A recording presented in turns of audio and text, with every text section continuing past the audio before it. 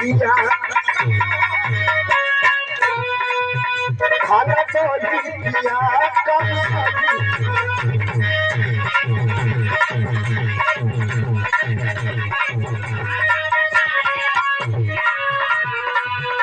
काहे कोरेला तू नहीं होगी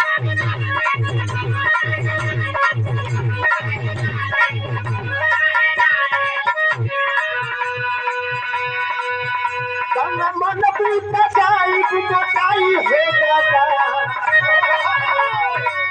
ये कहलो इतना मन पूता जाई गुटाई हो जाता हे आई हो जाता अरे आई हो जाता आई हो जाता अरे आई हो जाता हरी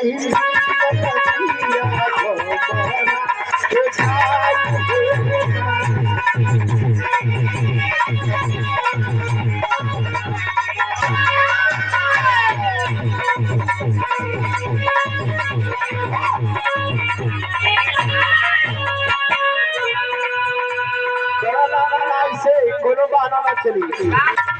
आई हो काका अरे आई हो दादा आई हो दादा अरे आई हो दादा सब हरी